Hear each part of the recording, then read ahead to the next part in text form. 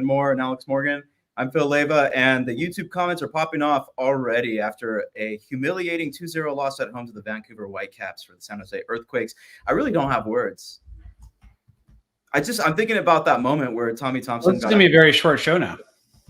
Dusted, bamboozled, done in, whatever adjective, put them in the chat. I want to see it.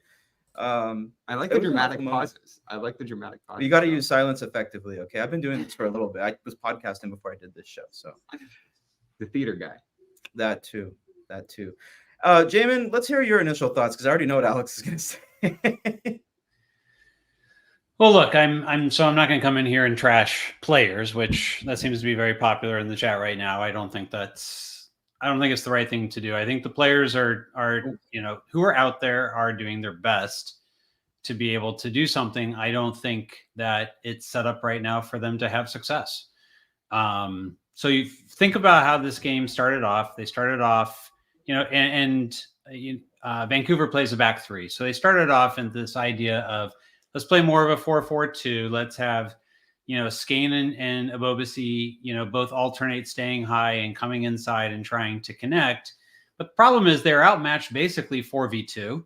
They got dispossessed almost every time on the ball, although Abobasi was definitely better than Skane in terms of being able to hold it at times.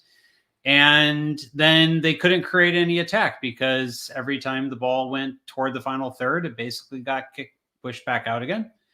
And then second half, they decide to change the formation. They basically go to a 4-2-3-1. Bring on Alfredo Morales.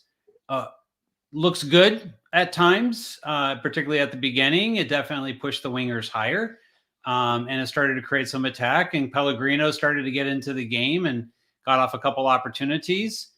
And then they got done in on a set piece, just like in Dallas. They got done in on a second phase set piece. And then Tommy Thompson just posterized, I think is the word Alex used as we were preparing to start the show, or you said it, Phil, somebody said it, but he said you got the spin cycle, and look, it didn't, I said I wouldn't talk about players, but I just did. But look, Hey, it didn't look. We're not talking about any players. No players. Yeah, no, I just mean in terms of going like it's not one player's fault tonight. Nothing looked good tonight. None of it looked good. The best result they could have gotten from this game literally was 0-0. That would have been the best result. There was at no point did it look like they were going to win the game, and certainly, they didn't put themselves in a position to get anything more than a 0-0 draw. Alex, we were sitting in the press box finding ways to make the game more entertaining at times. Even before the Vancouver Whitecaps took the lead, we were counting the number of passes by Pellegrino towards the center backs. That was one of the things that we were taking note of. Tell me, Alex, we haven't gotten your thoughts yet, and I think everybody out there is waiting to hear it. Here's what I'm taking note of. I'm taking note of the MLS standings right now because the Earthquakes are dead bottom of the Western Conference. They are one goal away from being dead bottom of the Major League Soccer table entirely. And if you look at the other team that's below them in goal difference, that's New England Revolution. They're playing in CONCACAF Champions League right now. So they have an excuse. They've been doing well in CONCACAF Champions League. They have a reason why they've lost their first 3 home games and regular season games in Major League Soccer this year and aren't looking good. They're going to get better throughout the season. The problem that I see for San Jose is I really don't know if this team is going to get any better.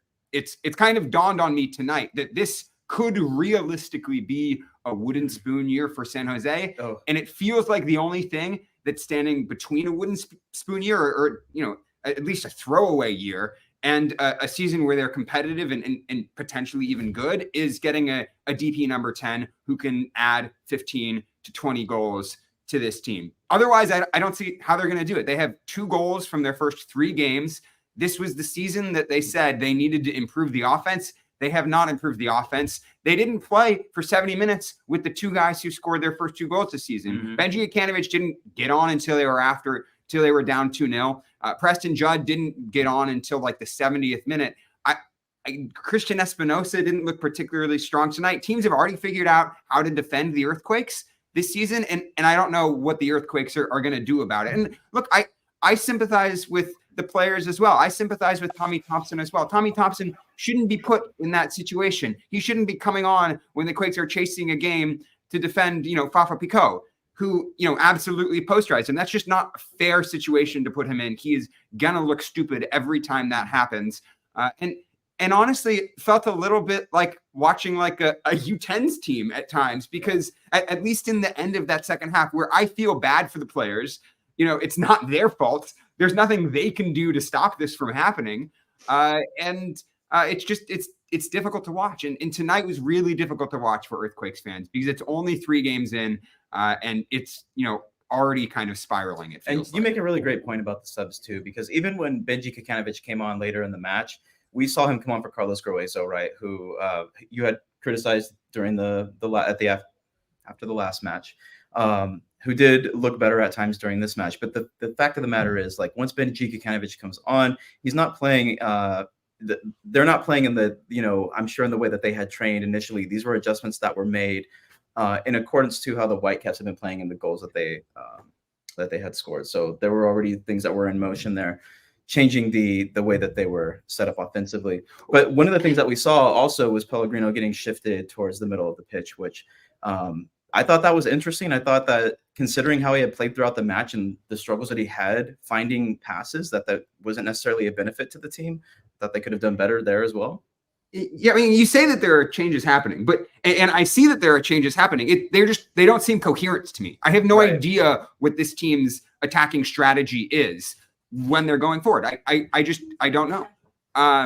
And that's the problem. It's not only that they need to get a DP number 10 who's going to add 15, 20 goals. It's that they need to integrate that player into the team in a way that's coherent. They need to build a strategy around them in a way that improves the team. And that feels like it's a long way away. It feels like a big leap to get there from where they are right now. But it seems like Lucci had to just throw things against the wall. And that's the problem that I have. Like, there wasn't a cohesive strategy, like you said. Like, it wasn't something that was moving the team forward. It just seemed like, well, let's see what's going to work. And as it turns out, nothing worked. And that's why I think a lot of Quakes fans are really depressed or upset right now, is because it seems like no matter what Lucci throws out there, it's just not going to work for this team, and they're not going to score goals. Yeah, it's hard to disagree with that right now, because if you take a look at what they have on the field right now as to what they had last season, the biggest differences are on that left side, and that left side was problematic last year. Thank you, Brian. Thank you, $2. Appreciate that. For anyone who wants to help commiserate tonight. I say we challenge people to do one goal against. $1 for every goal against. I think that would be a lot more lucrative for the show than $1 for every goal the Quakes score. That might be the best. That might be the best approach. My God. Yeah. Yeah. So at this point, whoops, I think we're trying to do the same thing. So at this point, the big differences are on that left side. The problem is, the left side right now is, Pellegrino, Vitor Costa, and to some very small extent, Jack Skane. But, again, I think one of the biggest issues right now is we saw when Skane came out of the game, and look, it was the right thing to do to take him out of the game. He was having a tough night. He was asked to play as a back to goal, in a sense, forward, which is not his game. He needs to be on the front foot, driving downhill, going against the back line. So to ask him to play with Kubas on his back all night is just asking for problems to begin with. So they got smart to it. They pulled him at the 45th and changed the plan. But, he's not really being asked to occupy the space that Montero was occupying last year tonight. That's not what he was doing. And so unfortunately, you're not seeing the best of anybody, because no one's in a position that they can actually succeed. They started off with the wingers so deep and more like a 4-4-2, as I mentioned. There's only a couple of people higher, and with the wingers so deep, there's no bite in the attack. There was no ability to be able to take the ball when they had it in the midfield and be able to do anything other than try to get it to either Abobasi or Skane. And they were under pressure constantly, and so that was the reason they changed it at halftime. But nobody looked good. You could, every single spot on the field, everyone, the best person out there in the first half, honestly, Bruno Wilson. Calm and composed, did a good job back there. And again, if this game had gone to 0-0, Bruno Wilson is Mhm. probably the player of the game, and Rodriguez, had a good game at times and a terrible game passing at other times, but defensively overall, he was very good. And by the time they got it to the second half, I think like it was like, let's just throw stuff to the wall. Absolutely, that's what Roll it was. out that 4-2-3-1 to start with, but the substitutions, to your point, as they kind of came on, just didn't even make sense. And it looked like there was just kind of like random people out there trying to figure out what they could actually. And that's exactly what happened against the Galaxy last week. It's the same thing that happened Mhm. against the Galaxy last week. It's actually quite similar to what happened against Dallas the week before. So it's the same thing over and over. And with the Skane subbing them off was right. But why are you bringing on Morales and not Preston Judd and moving to a 2 forwards, given that you're playing against the back three? Don't understand at all. Okay, we're going to go now to the press conference.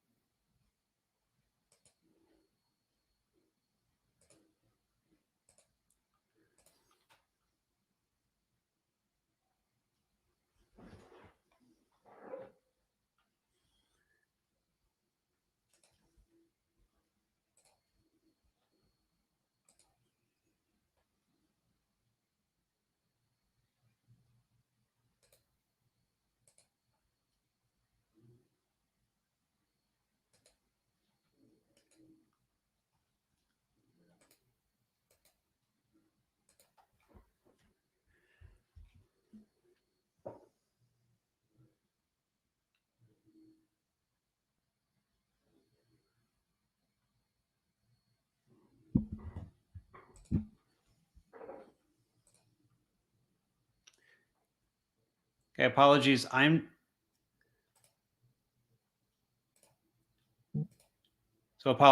not able to hear anything. I'm trying to see if I can figure out if it's on our end or their end.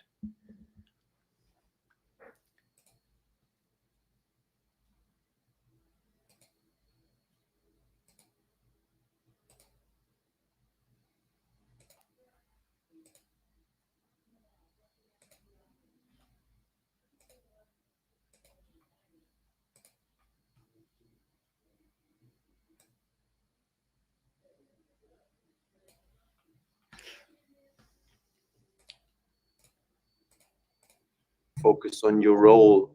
You have to play your part on positioning, on simple things like a clean touch, a clean pass, and to play quick. And I think I don't know, in my experience, this is the way how you get out of those situations. And I mean, there's nothing we can do right now. We lost this game. We lost 3 in a row. But there's the next game coming up. And we have to prepare this week. We have to work even harder every single day in training. And then we have to go to Kansas and we have to go there and get the 3 points. That's it. What happened in that final 15 minutes? That first goal, that final 15 minutes, it seemed like everything that worked for kind of really started to fall apart. They get that second goal late. It was all controversial. Yeah, this is, like I said, those games are details decide those games. And we were on the wrong side this time.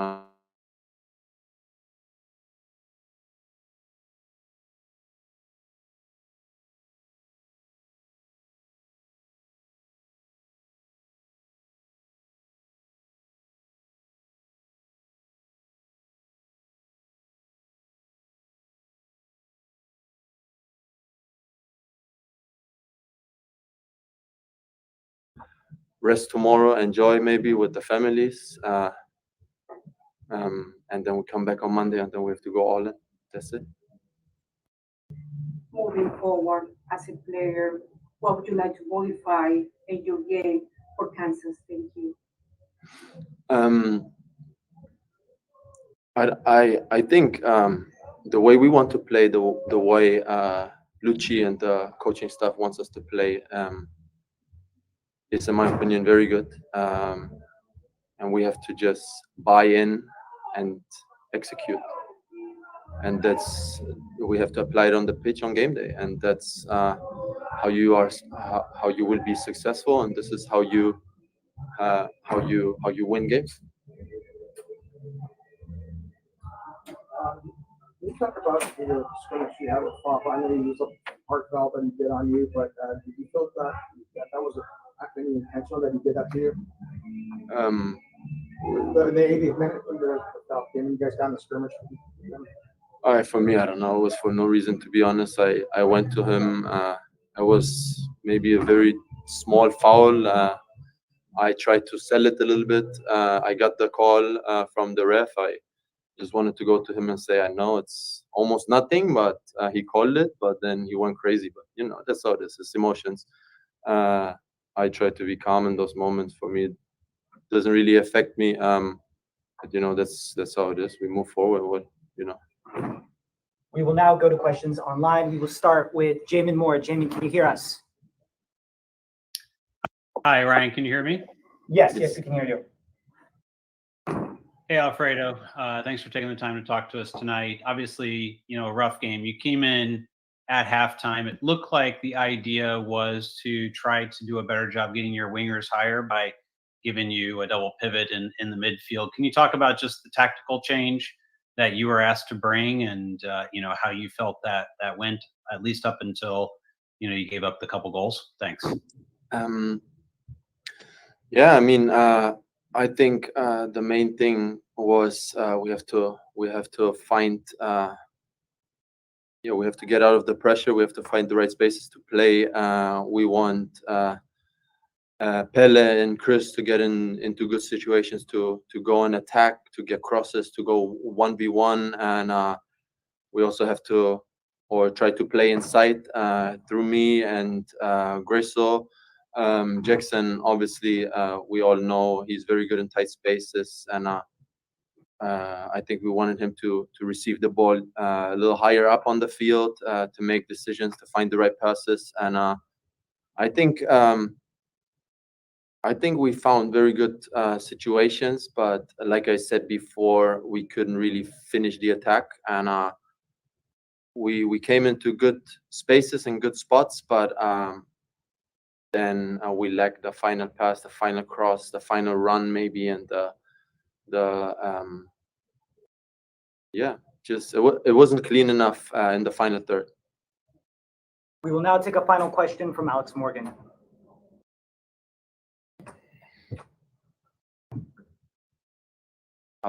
Alex, can you hear us? Unmuted. Yes.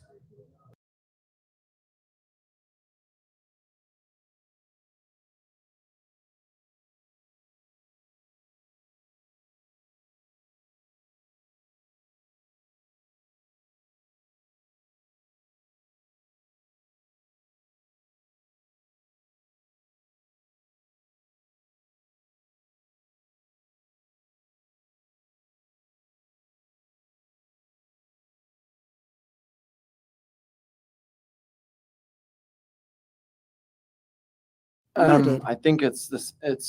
I already said it a couple times. I think at the end of the day, it's just the game of soccer is only decision making on that level. The right decision in the right moment. Can you still have a clean touch, a clean pass under pressure in tight spaces? And this is what we have to work on. Like I said, we get into good situations. We get into the spaces where we want to be. We get the important and offensive players who can create into the right situations. But it has to be better. It has to be better. We have to demand more from yourself, everybody, and then from your teammates. You have to demand more quality in everything, and this is a lot of things. I think first of all, technically, how you take care of the ball, because I think at times we were a little bit careless with the ball.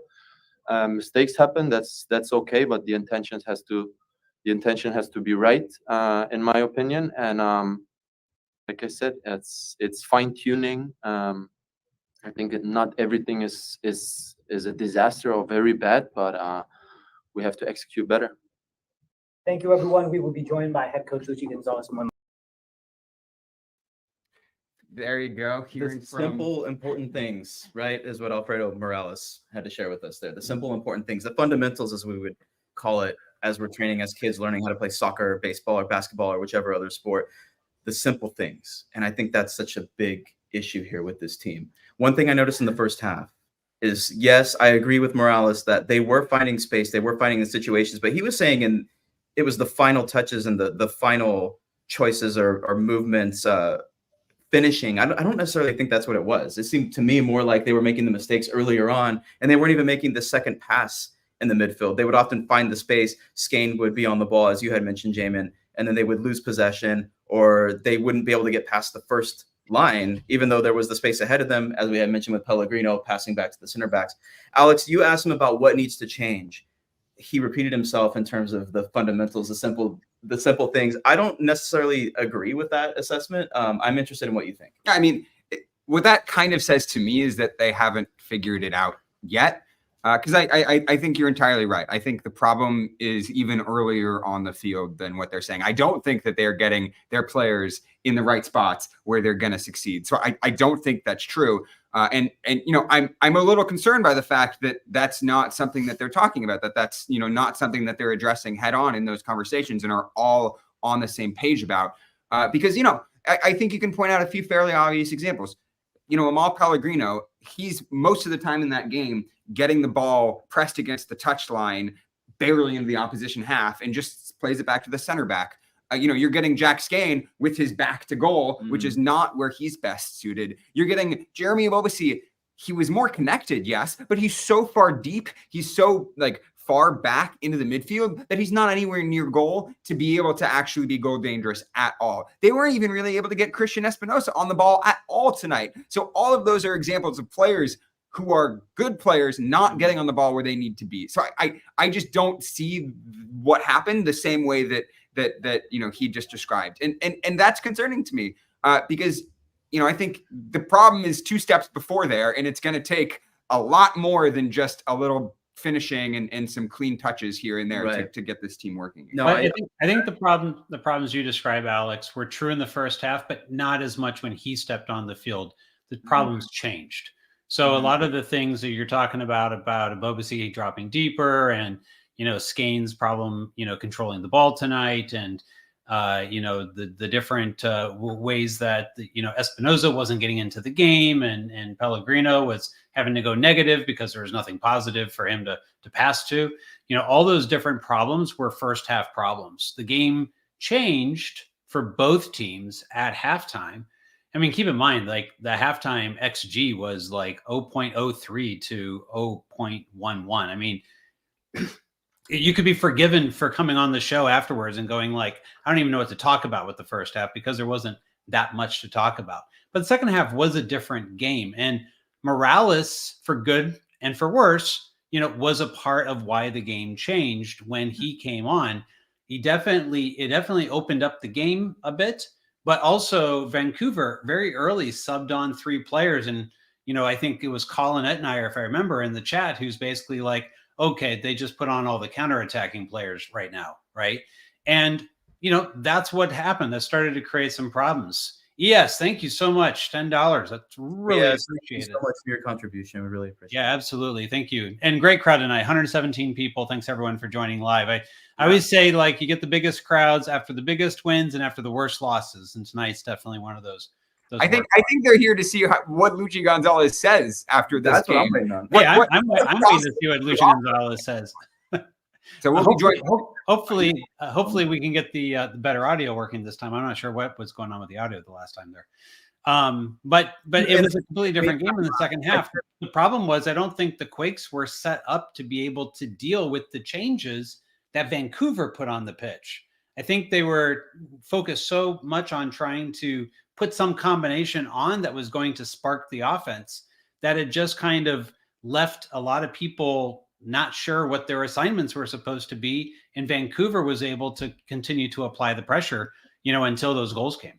And something that our dear colleague Asher Cohn mentioned in the Quakes Epicenter Slack channel, which everyone should be on if you're not on. Mhm. The chat is like this all of the time Yeah. during the game in the Quakes Epicenter Slack channel. So subscribe to the Patreon to join that. But something that Asher said in that chat was that in each of the first 3 games that San Jose's played, it's felt like they were at a talent disadvantage and they were at a strategy disadvantage, as in they have been outplayed and outcoached by each of these 3 teams that they've played. And there's no real way to recover from that. It feels like they're being reactive. Like they're not the protagonists in any of these games. They're not being aggressive enough. They're not taking this game to the other team because they don't know how. They don't know how to push forward, to create goals, to high press. That is not in this team's DNA. And so they're not able to do this. And that's a problem, right? That's a huge problem when you are outplayed and outcoached. And it means they're just reacting to all of these different threats that other teams are posing, and they're one step behind. I don't know a single player tonight who I can affirmatively say was one step ahead of that game for San Jose. Bruno Wilson, as you mentioned earlier, might be the only one. Bruno Wilson, I will say, especially first half, I think him and Rodriguez are a great center back partnership. I like them better than Tanner Beeson and Rodriguez together. I think Bruno Wilson makes this defense better. But it's not enough just to bring in another good center back. That's what it felt like. That's where the Quakes were at last season. They brought in Jonathan Mensah and they said, we have another new center back. This team's going to be better. It's the same story this year. They have another new center back who's a marginal improvement, and they still don't know what they're doing, on the attack. I feel like I'm in Groundhog Day. It doesn't feel like real progress is being made on that front. And yeah, it's super frustrating to see them being so reactive in these games. And I don't know, you can name multiple guys for Vancouver who were one step ahead of the game at all times. I thought Brian White, even in the first half when they didn't have a ton of movement going forward, was one step ahead with the takedowns and the flick-ons that he had. Fafa Picault obviously was one step ahead when he stepped on the field. In the midfield, they were winning balls. They were creating quick transitions, especially in the second half. I can't name any San Jose players who were doing that. Anybody who is one step ahead, who is making things happen, who has attacking instinct, who, is better than the other players on the field. I can't think of anybody for San Jose that I described that way. Maybe Christian Espinosa in some games, but not in this one. Not in this one, and very few moments. There were a couple moments, maybe in the second half, where we saw him get towards the end line. I think I had pointed out to you once that was the first time we had seen it all match. There wasn't a whole lot going on. And Jamin, I think you nailed it when you mentioned the XG from the first half. That says everything. There was no stoppage time. There was no action. There was nothing happening that was in any way exciting. It was a snooze fest. But I did want to go to one of the comments let's see here that we got in the YouTube chat that I thought was kind of interesting. It was Jude. I don't remember the last name. Troyanovsky maybe had mentioned that the entire midfield needs to be revamped. I mean, there's a lot of different things that Lucci could. Well, maybe there isn't a lot of different things that Lucci could do with the midfield, because right now it seems like they're perhaps lacking the depth. I mean, Alfredo Morales was probably one of the biggest changes he could have made, but I'm thinking a wholesale formation change in the middle. Jamin, I'm curious as to what you think about what the possible options could be for Lucci moving forward, because they're going on the road against a very, I don't know in terms of how they're going to play against Kansas City, but I do know that it's a very tough place to play, and that in itself is going to be quite an issue for this team and for Lucci as they go to the Midwest. So just your thoughts, Jamin, on what Lucci is going to be able to do with this midfield, considering the options. Is it a wholesale revamp? Does he have a different tactical approach? Perhaps we see a different formation. I don't know if we will or we won't, but I know that Alex in 2023 would have been saying, why are we not trying, 3 in the back? Why are we not putting out a 3-5-2? I don't think that would be a bad idea right now. There's a good reason for that. Bruno Wilson came from a system in which he played as the central center back in a 3-5-2. So you could certainly see a situation in which you put, Wilson, who's definitely got the most control under pressure of the back line. You can see a situation in which you go Wilson in the middle, Rodriguez on the right, Beeson on the left, and then you wherever you are health wise on your outside backs, you can decide who your wing backs are. Paul Marie can definitely play wing back. He gets up and down both directions.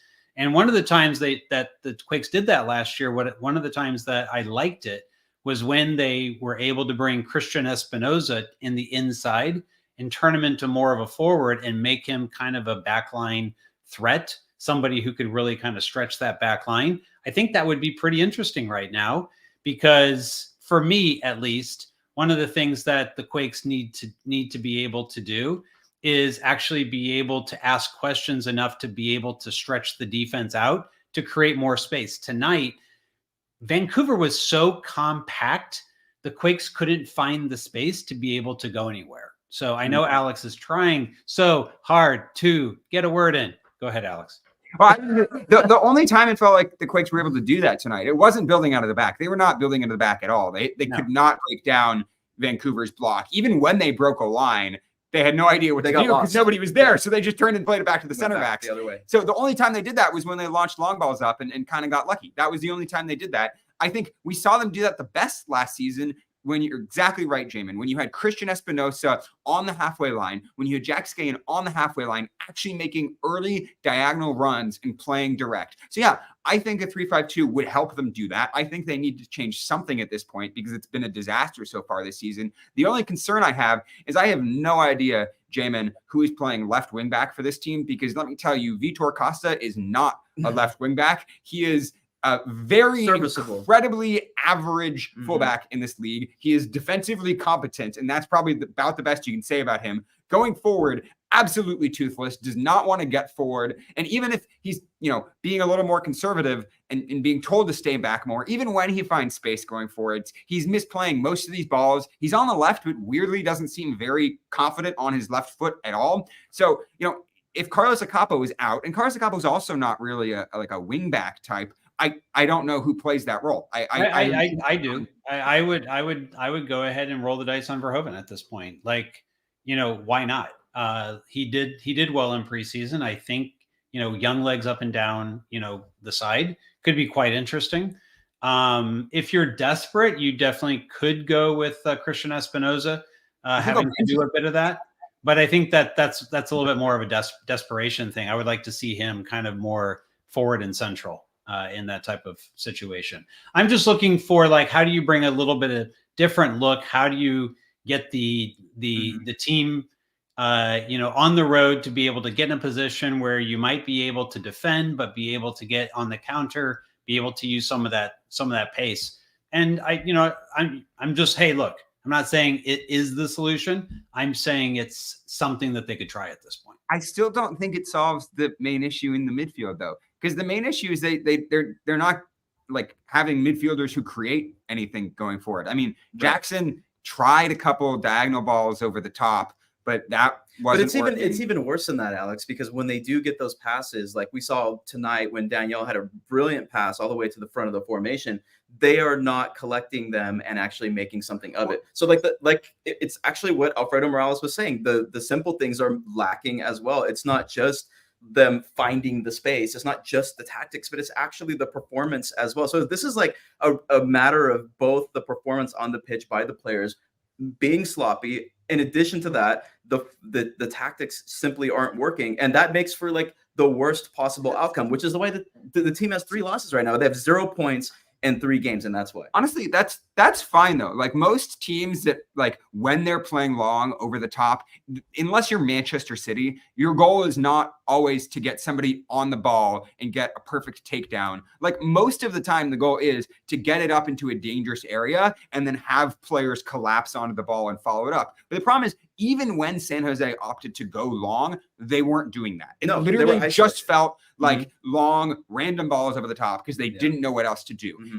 It wasn't strategic. It wasn't strategic choice to be able to play long. No, it's what you see at the end of a match when a team is trying to think of something. It feels like they only know how to do one thing, and that is circle the ball around the back. They don't know how to play through the middle, and when that doesn't work, they don't know what else to do. There are other things you can do. Again, you can play the ball long, force the game to be stretched, and then pounce on the ball right at the top of the box. And if that doesn't work, well, okay, you've opened up some more space for the midfielders to work, but they're not trying different strategies like that. For all the talk that Luigi Gonzalez has about playing vertical, there was I couldn't count the number of vertical passes in that game on one hand. There was nothing vertical happening in that game that was really strategic at all. And that's a huge problem. It's not a coherent strategic attacking plan. And there are ways to like do that.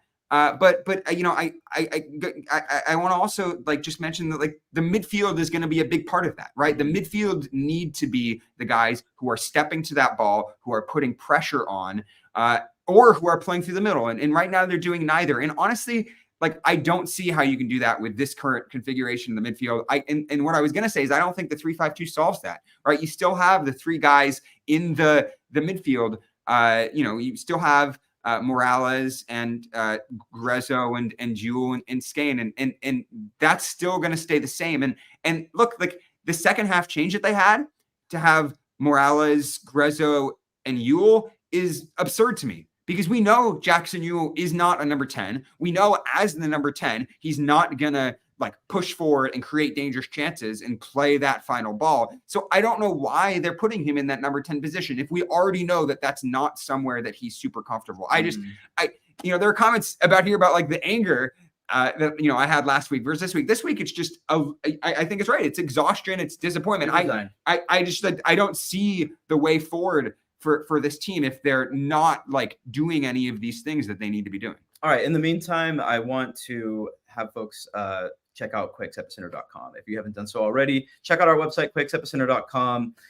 When you go there, you can find wonderful things like all the articles that are there by our brilliant writers, Jamin Moore, Colin Etnier, Anay Patel, Dom Peters. There's all kinds of great stuff there on the website. You can also find our salary spreadsheet written by Colin Etnier, and very importantly, our Patreon. With Patreon, for just $2 a month, you can get early access to our articles and special access to some of the videos, including midweek press conferences. So I want to suggest that everybody go check out quakesepicenter.com. And you had mentioned the Slack earlier. For $5 a month, you can also join the Slack. So if you're enjoying the YouTube chat tonight, you can get all of that throughout the week on the Slack. It's a lot of fun. Only thing that keeps me sane during these Earthquakes games. Actually, during the games, it was a lot. It was a lot of fun. I was on there tonight. It's validating to know that other people are watching the same game and are thinking the same things and having the same feelings and frustrations. No, you were literally typing the same thing that Asher was typing, and the comments like came up simultaneously. So we had a little game to see how many thumbs up we can get for each one, which I think Asher ended up winning. Maybe it was a tie. I'm not really sure. But anyway, let's get back over to the analysis. Jamin, I'm going to kick it back over to you.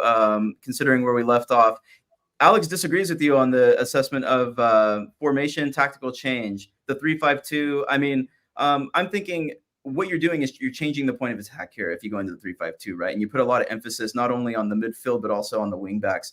Do you have any additional thoughts in a rebuttal to what Alex just said about it not working because of the central midfield being the same?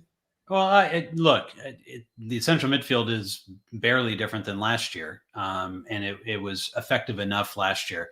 The main change that you've got is you've kind of lost your kind of big presser and ball winner in Montero, but he brought nothing in the attack, right? And so they gambled that they'd be able to bring in that DP10 pretty early in the season. Could still be coming. Obviously, Carlos Vela is the name that's out there. Unfortunately, another name that's out there. That would still be coming, Jamin. It could still be coming. By the way, another name that got put out there, don't remember the name off the top of my head, but actually posted that he's got a cancer remission situation. And so he's actually stepping away for a while. That was a name that Tom Bogert had put out earlier this week. If someone remembers the name, maybe they can stick it in the chat. You know, the situation that we're looking at is you have kind of a different situation as to who can win a ball and who can press. And if you're going to set up for any formation right now, we know that Lucci has to be able to feel that he can press out of it. It's the main reason that Jack Skane is your starter, is not because of what he can bring in the attack. It's because of what he brings in the press. So I'm just pointing out that the reason that they set up with that is because up top, as soon as Skane came out, you just had a Bobasi just kind of like chasing people. There's no press. It's not an actual press at that point. I'm going to be honest, Jamin, they're not pressing. They're not a pressing team. They weren't pressing as high as Vancouver was pressing. They have structure. Absolutely, they have structure. You know, they can be tough to break down sometimes, but it's not like they're trying to win dangerous balls high field in transition. So I don't see why you have to be wedded to that certain pressing structure if it's not working at all in the first place. No, I got you. So what I'm envisioning then with the 3-5-2 is the way that you would press would be able to be a bit different. So yes, it's a little bit of rearranging the deck chairs on the Titanic, as some people in the chat I think have already said tonight. But the thing that you'd be able to do with it is it probably would change up that pressing scheme and would let Espinoza get up there and be a part of that press, because I do think when he presses, he can be quite effective. What you're going to need to do is you're going to need to bring in Alfredo Morales, who, by the way, is not a player who can play and start every game, this season.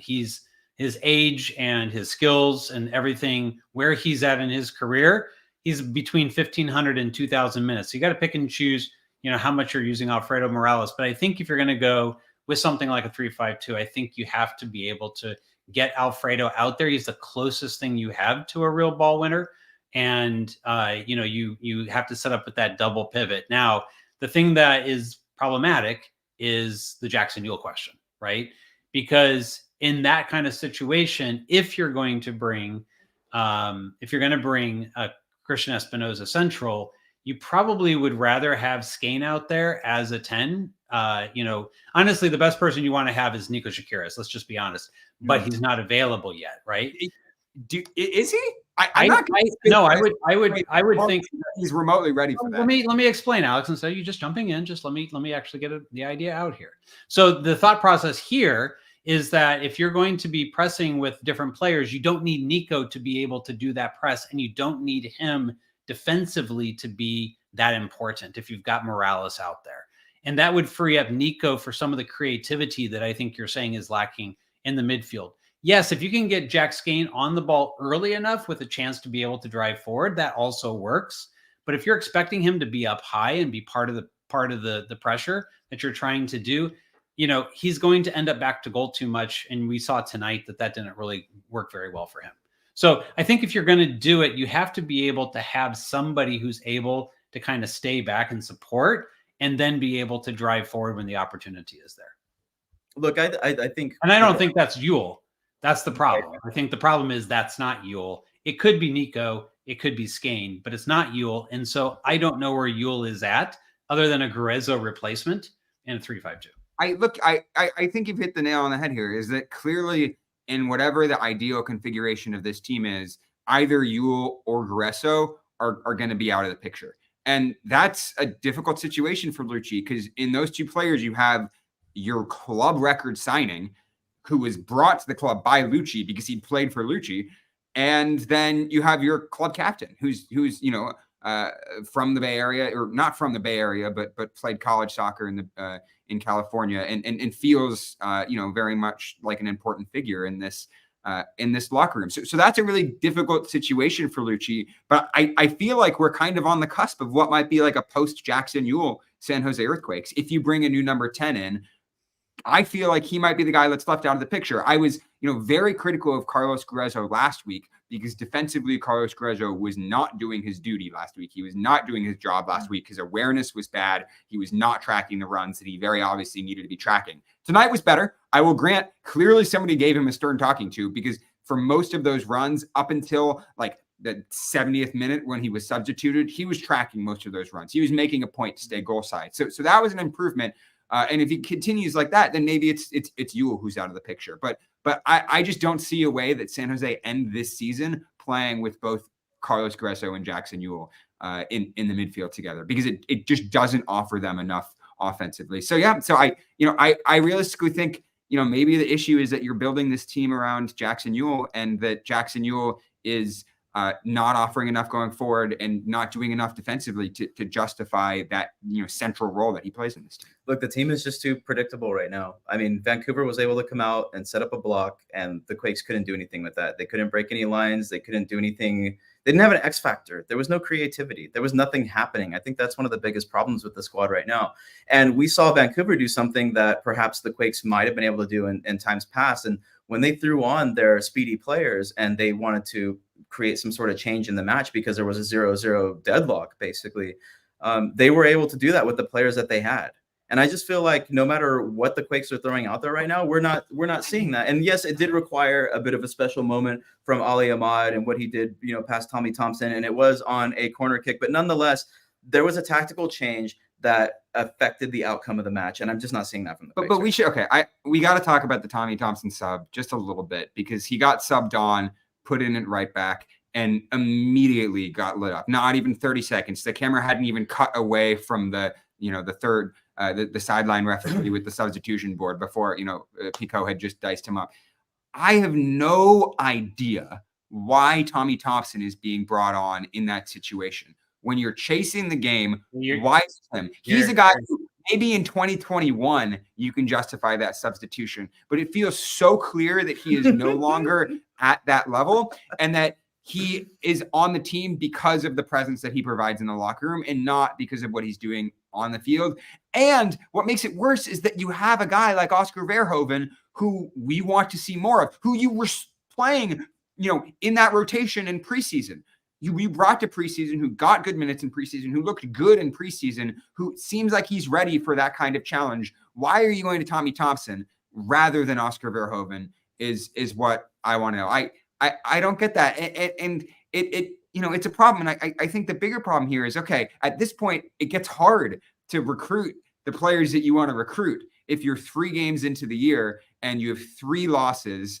And if I were Carlos Vela, I wouldn't want to come to this team. Why would you come to the San Jose Earthquakes when there's a good chance you end up in the bottom 3 or 4 positions in the Western Conference? That makes it harder to recruit players. That's why you need to do your business before the season starts, and you need to get these signings done before the season starts. I think Chris Leach has put himself in a difficult spot here, because I think recruitment is going to be harder, because the thing that they've been saying to recruit players, and which I think by and large has been true, is that this organization is getting their stuff together. They're getting their acts together. They've made progress, leaps and bounds in all areas, from the back office, in the front office, to the to the technical side, to the coaching staff, to the analytics side. There's been a lot of positive momentum and optimism around this team over the last 2 years, since the kind of Jesse Fiorinelli era ended, and they brought in Chris Leach, and they brought in Jared Shawley as president, and they brought in Luchi Gonzalez. It feels like they're thinking of themselves kind of as making the right moves in the cutting direction in Major League Soccer, and that they're selling that vision to John Fisher, and that John Fisher is buying in. So it feels like they have all this momentum. If this team goes 3, 4, 5, 6, 7 games this season without a win, if they're in the bottom half of the table, if they're not making progress over last season, like that's what Luchi Gonzalez was saying, is that they wanted to make progress over the last season. This year, it feels like they need to do their the most just to avoid slipping backwards. So if they're not moving forward, I don't know if that narrative makes sense anymore, and if that's a narrative that they can sell to players to join this club, or if that's going to require this club to do a kind of rethink about where they're at. It feels weird that after only 3 games into this season, we're already asking those questions. But that's because these are questions that were kind of lingering at the end of last season too. Everybody knew the offenses needed a kind of big rethink at the end of last season, and they haven't done that in this offseason. And that's I think it's clear that is already a major failure. The fact that you're going in and your one main objective this season is to improve the offense, and you have 2 goals in your first 3 games, that's a major failure. Well, what's a major failure is that we're still sitting here talking about this team 50 minutes into the show with no Luchi Gonzalez. Actually, I wanted to go back. It could be worse. You could be sitting in the press room right now waiting for. So at least you get to be on here taking out your frustrations on poor Tommy Thompson. Half the chat agrees with you, Alex. Half the chat hates you. I admire you at least taking it on. I don't want to touch that one with the 10. Very loud cheer from the crowd, as he continues to do, as he's always done since back in the Dominic Kinnear days, when people were chanting Tommy Thompson so they can get onto the pitch because he was the first homegrown signing and everything. But look, I want to go back to the talk about briefly on Tommy Thompson. Briefly. I get it. Love Tommy, great guy. But that was the conversation we were having in 2020, 2021. It is 2024. That still can't be an excuse for Tommy Thompson, getting subbed on in that position. It's 2024. We're 3 years past that conversation. I'm sorry. Still thinking about that move. I mean, that's something that Tommy does during halftime when he's warming up. This got done right over his head. Hey, I wanted to bring it back to the conversation about preseason and the possibility of having Verhoeven in the squad. What I want to talk to you guys about, what I'm curious about, and I think a lot of folks might be curious about, because right now we are seeing a lot of nothing working. A lot of things are getting thrown up against the wall, and it's just not seeming to work for this team. But you had mentioned Verhoeven. Jamin, you brought him up first. You had seen him perform in preseason. Could you elaborate on that a little bit more for folks who didn't, have the opportunity to sit there on the sidelines in Coachella and watch him? And what are possibly some other things that you saw during the preseason that were successes for the squad that have not translated to the regular season? What other changes can be made within the organization as we anxiously wait for the next signing to come in and possibly make the change that's necessary? Yeah, so look, a lot of my opinion on Verhoeven is not so much what I saw in preseason, but what I saw from Quakes too. Very consistently, one of the best players on the field for a young kid. His opportunity in preseason was something that I expected, and I thought good on the club for bringing him out there.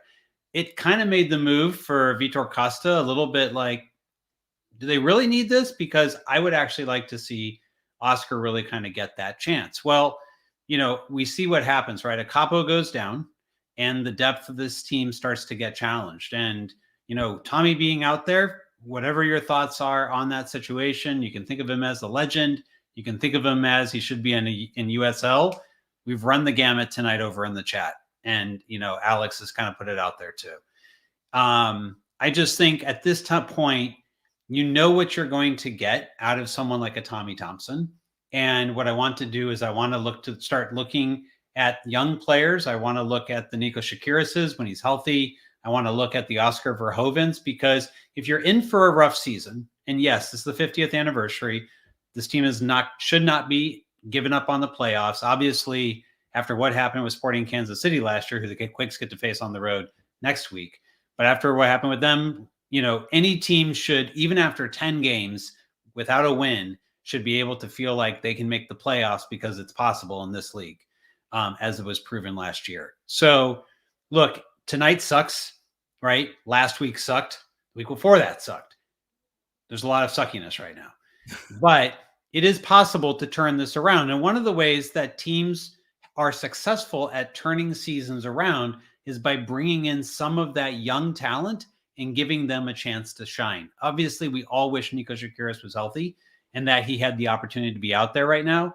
I don't know that necessarily the scores would be different, but I think it would give something different than what we're seeing right now, right? Oscar Verhoeven, I think the same thing. I think if you put him over on, probably they would put him at right back. If you put him over at right back right now and you let Paul Marie take the left and you have them play wing backs, or you have them just play as outside backs, I think that the level of energy that Oscar brings, the capability he's got to thread a really high value pass, as Alex and I got to see in person in preseason. He had the best pass of that game. That's not new. It's not like the only time that's ever happened. He was doing the same thing with Quakes too. So it's definitely there, right? The other thing that we got to see when we were there that we're not seeing right now is the interplay in the final third. There was a lot of good interplay that didn't necessarily result in goals, but it definitely resulted in dangerous situations being created. And one of the things that they're just not getting right now is they're not getting that kind of interaction between the central midfield and the wingers to be able to create that kind of danger around the box where you can actually pull out defenders and create some space for Pellegrino coming across, for a Bobasi or Judd, or whomever's playing striker to be able to find that kind of space as well. Those things are what is missing right now. What is missing is that danger, that pass in the final third that makes the defense ask questions and makes an outside back or makes a center back have to make a decision. Do I step out and open up that space, or do I try to stay home and let them keep coming? Like tonight, give you a quick example on Ahmed's goal there. Once he got past Tommy Thompson, he made Bruno Wilson ask a question. Do I step to this guy, or is the bigger danger coming behind me and I should stay home? Wilson decided to stay home. Ahmed made him pay. I agree with Wilson's decision. I think he did the right thing in that situation. I would force Ahmed to shoot that shot too. But as you can see, right, when you've got the right talent and you force the defense to ask questions, good things can happen. And I want to take it a step further. Type of thing that's not happening for the Quakes right now. Sorry, you cut out for a sec, Jamie. I thought you were done. But Go ahead. Go a ahead. step further here, but I agree with you in terms of the talent and the decision making and all of those things. One point I wanted to make is that one of my colleagues from Quakes After 90, Dom Skipper, has been talking about this like all year. Basically, he just wants to see a lot of the fresh young guys being infused into the team. But here's one of the we're going to go over to the principal.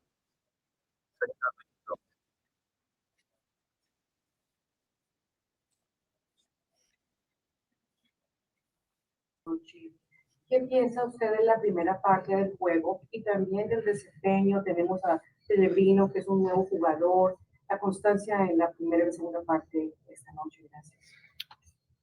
Sí, mira, controlamos el partido con posesión, pero el partido es ganar con goles y no pusimos nuestras oportunidades, no aprovechamos y ellos sí, y chao, eso es fútbol, no importa la posesión, si no puedes concretar y defender bien.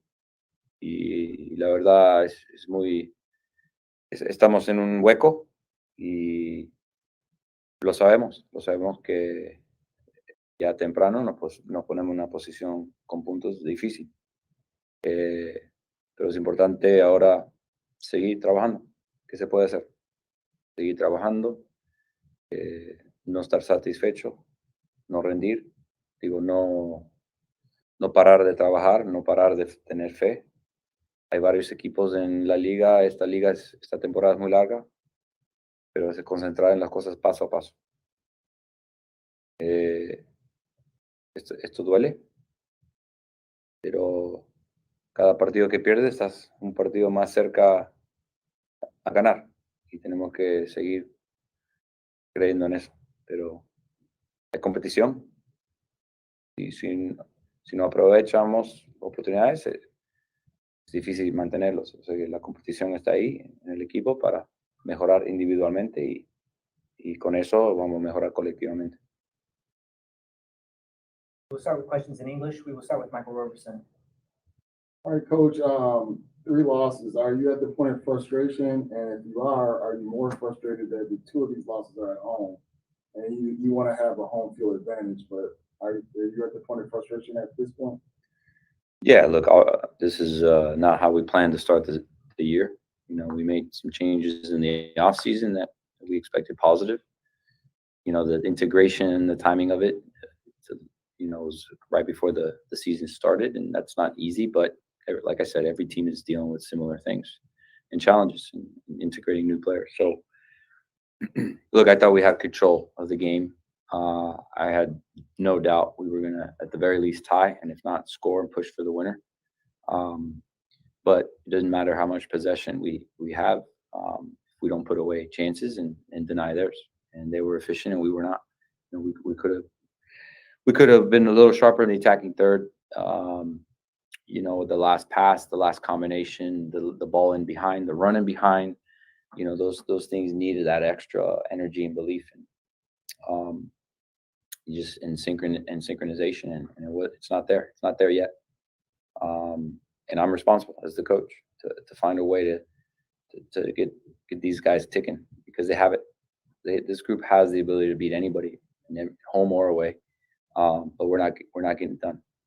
You know, and we changed the formation at the end to push the game, and they score on the first possession, the ball in behind, and that didn't go to plan, obviously.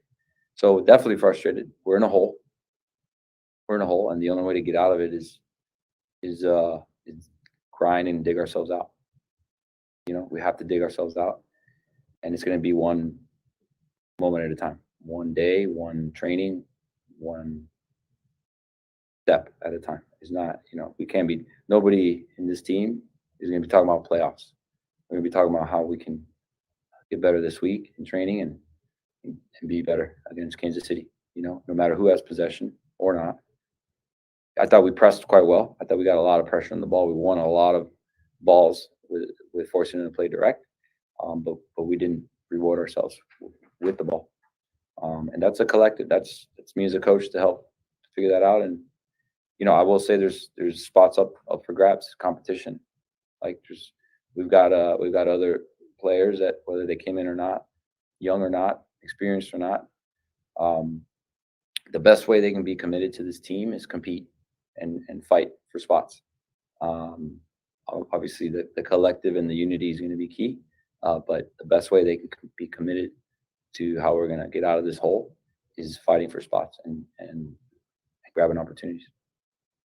Next, we will go to Jeff Weisinger. Thank you. To kind of follow up on the fighting the spots, are you willing to change the lineup going to Kansas City? Because I think these first 3 weeks is fairly similar lineups coming out. Is that something that you willing to change? Is kind of start digging yourself out of the hole? Yeah, potentially. We have to analyze that. You know, we need some type of change because what we've been doing or starting with hasn't worked, and how we've ended hasn't worked to this point. You know, I think we've had some moments that you start to see the flashes of what we want to see, but not with that end product defensively and offensively. So yeah, there's definitely spots up for grabs, and we can't be afraid to give players opportunities that we think, you know, what the criteria of getting ourselves out of this hole is in that focusing on the next step, the next game preparation for Kansas City. It's like doing the extra, right? Like doing the things that are hard to do, and we need our guys to step up in a way we're doing things that are hard to do, and not everybody can do or is willing to do, but that want to do it. So we gotta find a way to find that. With that said, with the talent you have on attack, how disappointing is it? 2 goals in 3 matches, and the 2 goals for what it's worth, not disrespectful, but kind of fluky, but they're kind of like a right place, right kind of role. Yeah, look, I think opposition's been opportunistic. We have not. So I have a lot of faith in our talent, in our potential talent. And I think it's one of those where 1 goal can change the momentum of scoring more goals, and 1 goal can change the momentum of winning games or earning more points. So it's not going to happen in like I can't think about the floodgates opening or, you know, oh, we want to win 3-0 or 5. No, it's not the focus. It's on 1 step at a time, one goal at a time, you know. And like defensively also, like, look, as the game went on, we were pushing and we opened up and they hurt us in transition, got a corner, led to the first goal. Like, you know, set pieces too. It's one of those things where not everybody loves to defend set pieces, but we don't learn to love set pieces and do the hard work and focus on a set piece, and we can see this first goal and it changed the momentum of the game. So, you know, we gotta love set pieces, whatever the roles are. We gotta love defending when we need to, all 11 players, and we gotta love attacking and being more efficient in the attack. Next, we'll go to Marco College. Luigi, I asked you before the season, this team's been experiencing growing pains right away to start this season, and it looks like we're seeing that right now. With that now being said, with all these new players that are trying to integrate now with this team, do you see more of those growing pains coming in the next couple of weeks? Yeah, it's up to how we respond. You know, the growing pains we've already experienced from a result standpoint. But look, I think Victor showed defensively he's quite sound with the ball, can move it, but you know, we would like to see him more involved in the attack, getting more volume in 2 versus 1s in the attack, overlapping, interlapping, effective balls, crosses in the box, and we didn't get to see that aspect of him, right?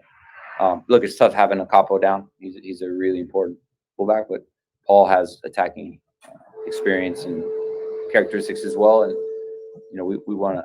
You know, they did a great job releasing aggressive on the press. And just got to maybe balance our energy of pressing and being aggressive without the ball, but also having that energy to attack efficiently and with quality. So, yeah, look, there's Pellegrino I think he's a fantastic player. I think he's here for a reason. He's been, you know, he'll be the first to be disappointed he didn't score tonight, and maybe that header in the back post. And he's going to want that again. He's going to want. He's got quality. He's got experience. I'm very confident he's going to get his goals. And, you know, and then Christian and Jabo need, you know, the guys that are working to find their form. And I think it's about keeping it simple for them and letting them come alive. You know, they put energy into the next moment, but they're unique competition too, right? So, you know, let's see the competition this week, and then we'll be decisive and want to have a better overall performance and result in the next one. We will take one final question from Jamin Moore online. Jamin, can you hear us? I can. Hey, Lucy, thanks for taking the time. Obviously, tough result tonight. Obviously, tough result tonight. You made a change at halftime. It felt in the first half like your players were getting kind of pinned back into the middle area. They were having a tough time getting forward, having a tough time finding space. You brought on Alfredo Morales. It felt like he did change the game for you a bit. You know, what did you think worked well about bringing him on and switching to that 4-2-3-1 compared to how you started the game? Thanks.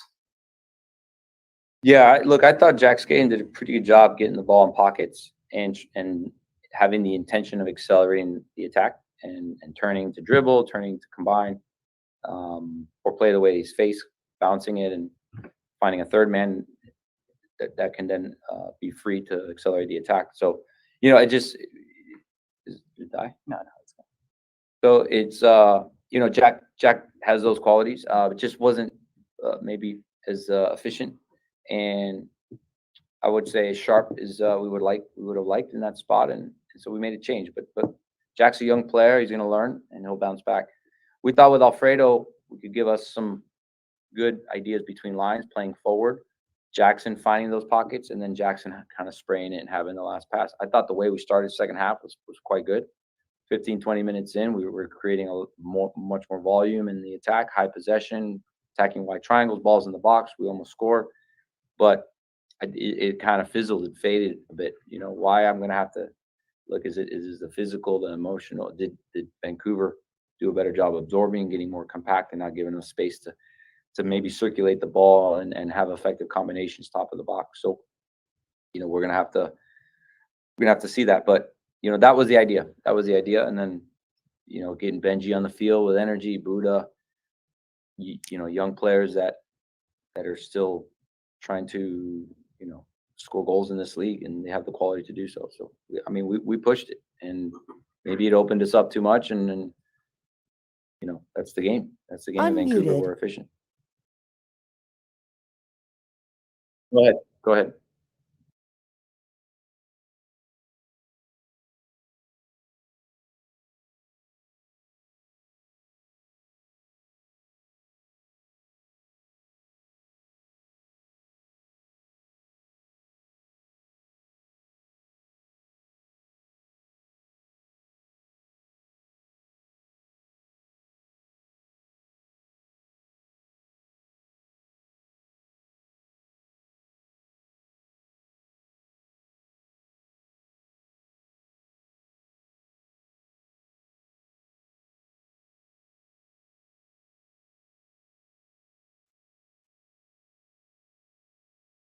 I think the guys have been really committed. From my experience last season, and then obviously this preseason, I was really happy with everybody's progress this preseason. And then when the real games start coming, and you know, we conceded late in Dallas when I thought we played a really good game most of the game, and then we concede first against Galaxy. It's the Classico, it's the Derby, and that threw us off. So it's you know, we're trying to respond. We're all trying to respond. I'm trying to respond as a coach. These guys are trying to respond as players and as a team, and it's not easy. So, you know, yeah, I think there's opportunities there for us to respond with winning the 50-50 duel, right? I'm not saying you know, a reckless 2-footed tackle that's going to put us in trouble with a red card, but I'm talking, you know, yeah, we got to do the extra, the things that are hard to do, which are winning duels and putting your body on the line and sacrificing physically, mentally, and with speed and power. And we have the players to do that. You know, these guys, I've seen it before, and it's up to us to show it again. And but sometimes someone's best response is when they lose something, and if they lose something, they want it back, and that's how they're going to fight for it. And so, you know, we've got to create that competitive environment, and everybody's got to be fighting. Like I said earlier, your best way to commit to this team, staff and players, is be even more competitive, double down on competing, and grab a spot. Even if it's your best friend on the team, grab a spot, because that's what we need right now to raise the level and step it up. And we have one more on the floor here. if you can answer this. Last week you mentioned there's potential offensive help coming after signing. Not to mention names, but does a night like tonight kind of speed up that process, the speed up maybe we need to bring these guys in sooner rather than later if that's possible. Yeah, we've been very active this whole off season, for additions, and which we did. We've done well, and although it hasn't proven in the result, but it's a long season, and I believe in the additions. And then, yeah, look, I've made comments earlier, and those things. There's been a lot of effort and actions towards that. It just for whatever reason hasn't finalized, but that's not going to help anybody right now. What's going to help us right now is everybody ready Monday, Tuesday, Wednesday to put in the work. The guys that we count on, whether there's additions coming up or not. All right, everyone. Thank you for joining us. That concludes tonight's post-game press conference. Apologies for something. I didn't get that last part there. A little bit curious about that. But Alex, I think you're going to have to restate the question that you asked. I think people mostly got the gist of it, but there was a lot there in regards to some of the previous comments he had made. So if you can just kind of restate before giving your thoughts. Here's what I asked Lucci. I asked Lucci point blank, is he getting enough commitment from the players, or if commitment is an issue and he needs players to step up in terms of their effort and in terms of the buy-in in what they're showing on the field, because it feels like he hinted at that. And I think Gregory was picking up on it in the chat. I was definitely picking up on it from what he was saying. Yeah. He was talking about repeatedly how spots were up for grabs. Players needed to prove themselves. Players needed to show that they were willing to or want to step up. To me, those are all things. Those are all conversations about effort, about motivation, about commitment, about the player's psychology. And it's really telling to me the fact that that's what he's talking about, because that's something that I raised after the last game. I talked about Carlos Carrazzo's effort and commitment in certain key moments on the field and tracking back. And there was a lot of, talk about that. And a lot of people were saying that's off the table, that's not something we should be discussing at this point. Well, Luigi Gonzalez just came on to his post-game press conference and called out his players for those things.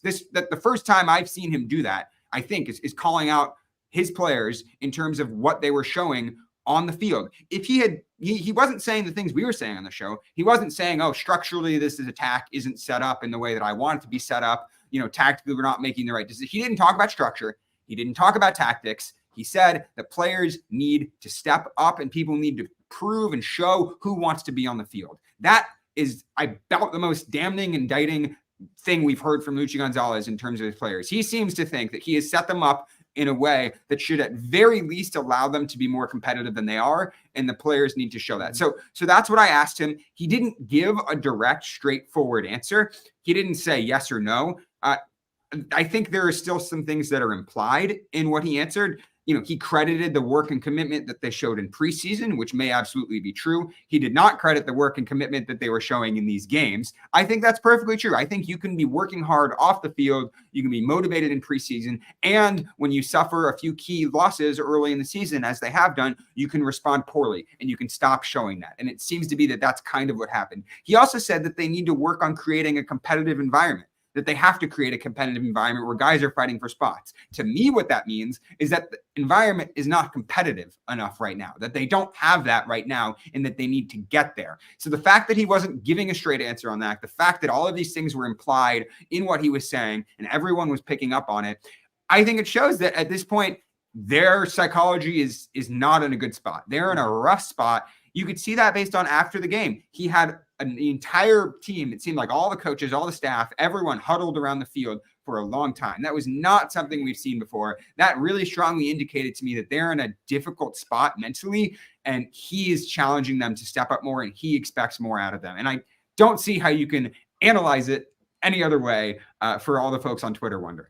Yeah, and Alex, I really appreciate those comments, because I think that was leading towards what I was getting at with some of the newer players coming in, and where some of the leadership is coming from in this team and what the mentality is and what the identity is. But before we get into that anymore, Jamin, I wanted to see what your thoughts were in regards to the press conference, and perhaps you can lead us into the final segment of the show, which is our closing thoughts. So if you want to share a bit what you think about Lucci and where the Quakes go from here as they head on to the road against Sporting Kansas City. I mean, he's saying what we're saying, in the fact that we're saying that now's the time to start to look at potential changes and to make that now, to walk into Kansas City with something that is different. It doesn't have to be 3 in the back, 3-5-2. That's just, something we're throwing out here, but he needs to be able to come with that. And what he's saying is every position, potentially has someone stepping in. Now we're unfortunately an hour 15 into the show, because I think what would be fun is to maybe go position by position and say, should this spot be up for grabs right now or not? I think it's a fair question to go through each position and to try to think about that.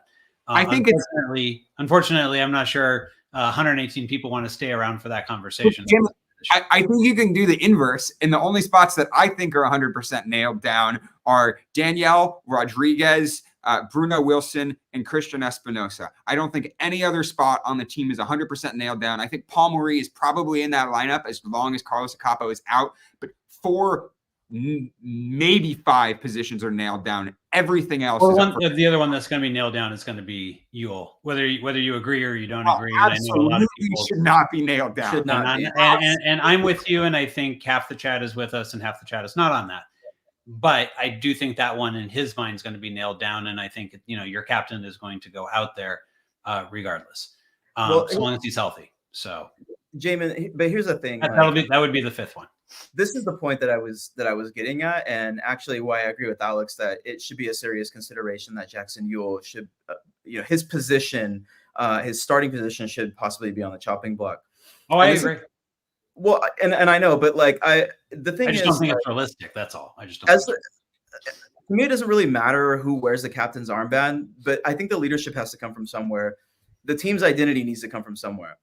There were not, I mean, I hardly even saw that at all tonight. And the passion came from very few places as well. I'm not saying that the players don't care about the match. Maybe as you had mentioned, Alex, there are some commitments that aren't being made. There are some things that they should be doing on the pitch that they are not doing. But I think their desire to win, I wouldn't go as far as to say that that's the case. I mean, Lucci seemed to be implying that. Well, perhaps he was implying that, but I don't think it's true. I don't think when the players go out there, I don't know if that's the case. Whether or not they actually perform well, that's a whole other matter. But in terms of identity and the passion, maybe there was a moment where Alfredo Morales showed that out there tonight on the pitch, but otherwise, we didn't really see a whole lot of that. When a team is down 2-0, you expect them to be fired up to try to do something to affect the change. And I just wasn't seeing that. Previous Quakes teams had that desire, and it was clear, right? Whether it was coming from somebody like Chris Wondolowski or a Shea Salinas coming in late in the game, but we weren't seeing that tonight from these players. Again, with the exception of Alfredo Morales and maybe one moment with Fafa Picot, which we don't know exactly what happened there, but obviously he said something that was very upsetting to the other player. But it was a moment, it was a spark, it was something for the team that we weren't seeing throughout. And this is the point I'm making with Jackson Ewell, is I'm not really seeing that from Jackson Ewell. I'm not really seeing that from some of the other more experienced players on the pitch. Carlos Grueso is a really great example. This is somebody who had a successful career at FC Dallas, was one of the best defensive midfielders in the league, went off to the Bundesliga and came back and was expected to again be one of the best defensive midfielders in the league for his play, for his passion, for getting into tackles, maybe in moments where he shouldn't be getting into tackles, but that changes the momentum of the game. And they weren't doing anything to change the momentum of the game. In fact, it was Vancouver that was doing that, and it was Vancouver who had those moments to not only take the lead, but score a really what was probably a really embarrassing moment for Tommy Thompson when they went up 2-0. And what are you pointing at here, Alex? I was pointing at Gregory's comment because you were the one who brought up leadership and leadership on the field. It's not. And I think this is right. It feels analytics don't. It feels like the Quakes have a lot of cogs, who have a lot of players who fit into various systems quite well and are doing their job quite well. But when they all come together, nobody knows, which direction they're pulling or who should be pulling or who's leading and who's calling. It seems like there's a bit of a leadership vacuum on the field. It seems certain to me at this point that Jackson Ewell is not going to be that guy who is pulling this team in the right direction. It doesn't seem like he has kind of the gusto to do that. And it doesn't seem like he has the kind of legitimacy to do that. It doesn't seem like he has the experience or he has the kind of skill to be, telling these veteran players who are coming from, different European leagues what they need to be doing to succeeding. It feels like there's a leadership vacuum in this team, and that the players don't know who is leading and where they need to be pulling. I can't think of a single guy who I'd go, yeah, that is a vocal leader on this field who is holding other players accountable. Alfredo Morales is the only one who showed anything tonight. That's what I'm saying. He's not even a starter. But he's not even a starter. And look, I'm not saying that he has to be the guy. He is a veteran in this league who has been and when he was with teams that have won championships. Did have the captaincy with that team, and they won the MLS Cup. So he is a guy that can do that. I'm not saying he has to be a regular starter. I mean, Jamin already mentioned earlier, you're only going to get a he's not capable of being a regular starter. Well, why isn't Alfredo Morales getting the captain's armband when he comes onto the pitch? Because nothing is happening with Jackson Yueill as the captain right now. It's like the Quakes. So if I can touch this topic, Christian Espinosa, quiet. He's putting in work, but he's not going to be a vocal leader. Same with Jeremy Obobisi. Same with Amal Pellegrino. Same with Jackson Different Yueill. type of leadership. Same with Carlos Carrezo. Yeah, they're hard workers, but they're not vocal leaders who are going to hold other players accountable and pull in one. You just said the magic word, Alex. So you're hitting on my day job. My day job is to take analytics and to take leadership and accountability and bring them together. Okay. So analytics doesn't measure leadership. I'll agree with Gregory, but I'm going to disagree with some principle of I think what he's inferring here. What analytics should help you do is bring accountability. What this team seems to lack on the outside, and I think on the inside it is different, is that there is not an accountability to the performance that will bring change. So by putting, hang on, Alex, let me make my point. By putting a name and saying your role, you are accountable for this. As the captain, you have this accountability. In the attack, Christian Espinosa, you're our leader, you have this accountability. And bringing accountability to every aspect of the field is the way that you bring leadership in.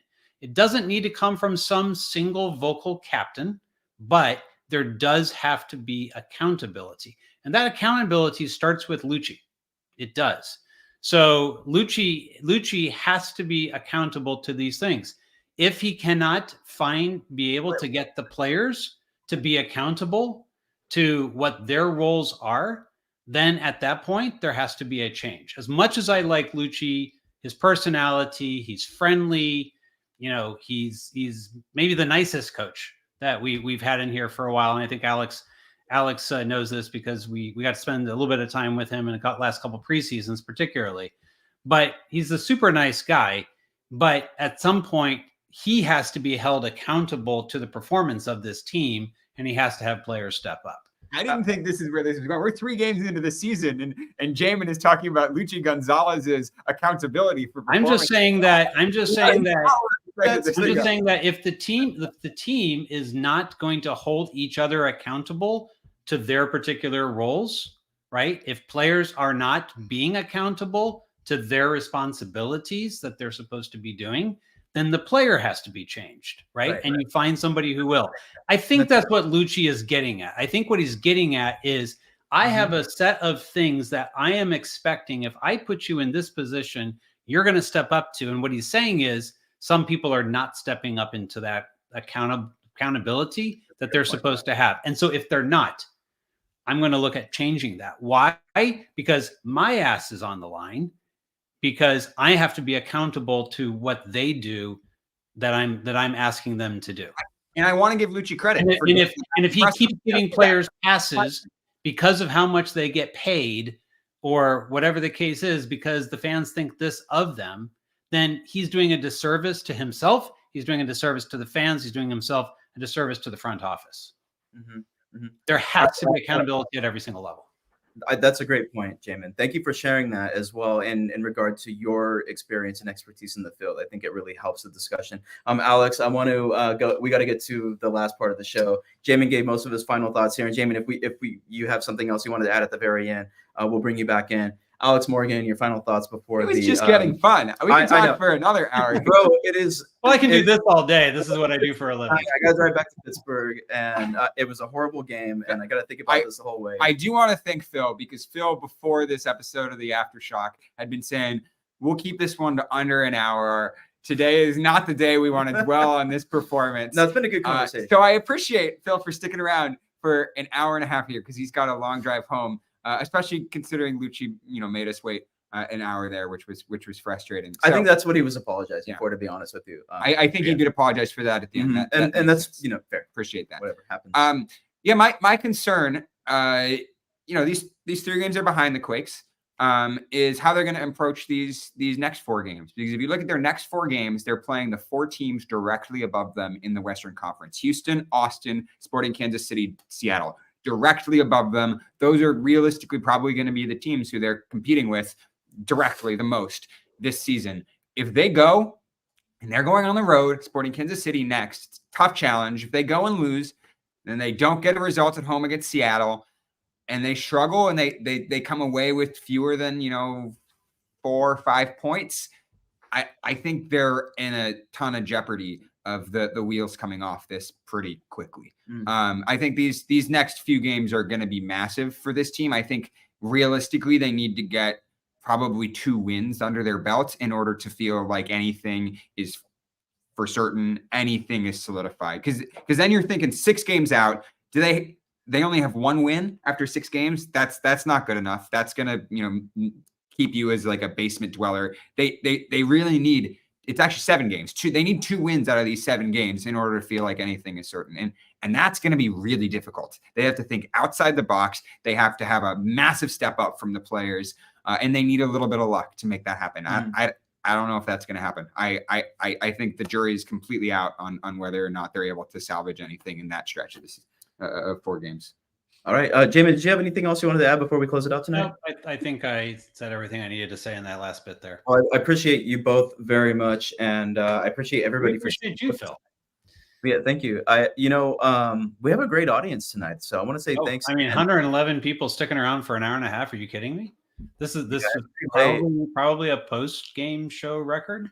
And actually, I want to commend the folks in the chat too.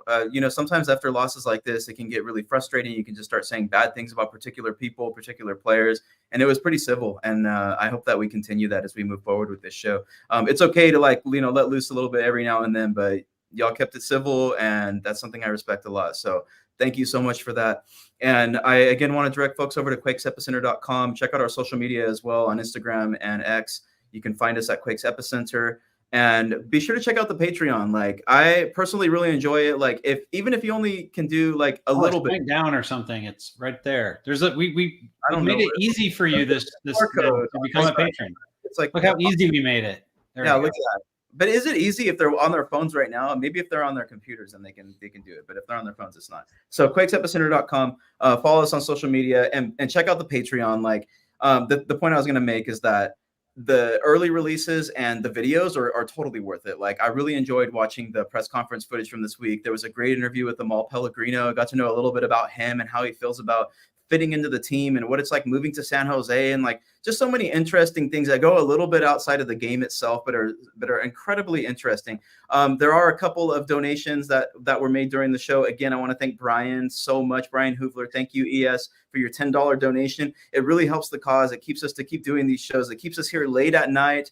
We're probably going to get kicked out if we don't get out of here soon. So I just want to say thanks one last time to everybody for joining us. And we hope to see you again after the next match, which will be against Sporting Kansas City on the road next weekend. Take care, everybody. Have a good night.